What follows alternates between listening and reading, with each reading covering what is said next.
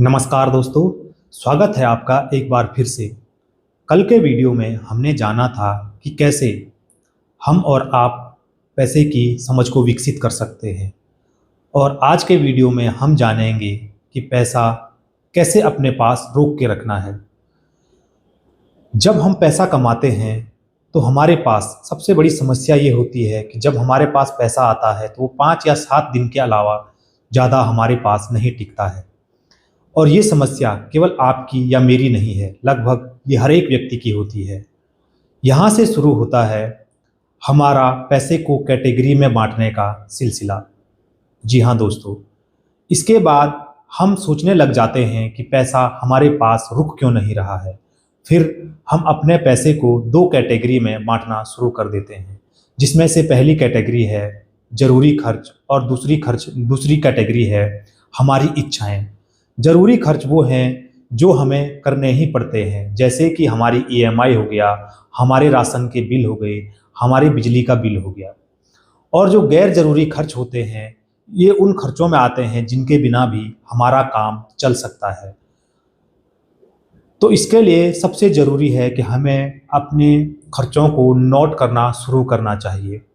जैसे कि यदि कोई कप, यदि उसमें छेद है तो उसमें पानी डालने से कोई फ़ायदा नहीं होगा जब तक कि हम उसके छेद को बंद न कर दें। इसके लिए ज़रूरी है कि हम अपने खर्चों को नोट करें। बजट बनाने का ये मतलब नहीं है कि हम अपने आप को सीमित कर लें या अपने जो खर्चे हैं या जो हमारी इच्छाएं हैं उनको बिल्कुल मार लें। इसमें ये भी ज़रूरी नहीं है कि हम अपने प्रत्येक खर्च को नोट करें। इसमें ज़रूरी ये है कि हम जो अब हमारे ज़रूरी और गैर ज़रूरी खर्चे हैं उनको नोट करें। इसके बाद जो परिणाम हमारे सामने आएगा वो हमें सोचने पर मजबूर करेगा कि हमारा पैसा किन किन जगहों पर जा रहा है और कौन कौन सी ऐसी चीज़ें हैं जिनके बिना भी हमारा काम चल सकता है।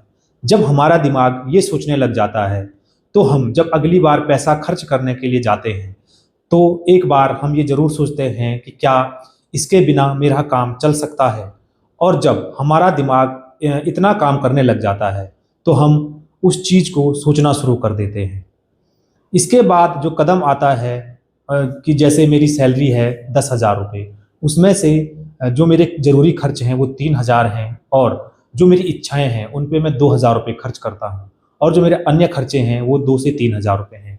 तो अब मैं कैलकुलेट करूँगा कि मैं 1,000 रुपये अपने पास बचा सकता हूँ। इसके बाद जब बात आती है कि मैं अपने पैसे को बचा करके इसको कहाँ डालूंगा, तो फिर बात आती है कि क्या मैं इन्हें बैंक में रखूं या फिर अपने घर में रखूं। लेकिन फिर होता वही है, यदि हम अपने बैंक खाते में भी पैसा रखते हैं या हम अपने घर में भी उस पैसे को जमा करके रखते हैं तो हम उसको खर्च कर देते हैं और फिर हमारे पास फिर से वही स्थिति होती है, कुछ नहीं बचता है।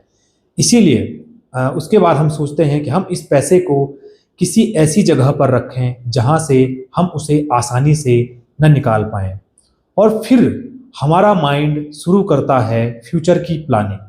जब हमारे पास 1-2 महीने या लगभग 1 साल तक हम सेविंग करना शुरू कर देते हैं तो फिर हमारा दिमाग आगे की सोचने लग जाता है कि हम 5 साल बाद जो हम पैसे सेव कर रहे हैं उनसे हम क्या कर सकते हैं, और जो मेरा जो फाइनेंशियल फ्यूचर है वो 5 साल बाद क्या होगा। तो उम्मीद है आपको मेरी बातें समझ में आई होंगी। आज के लिए इतना ही, धन्यवाद।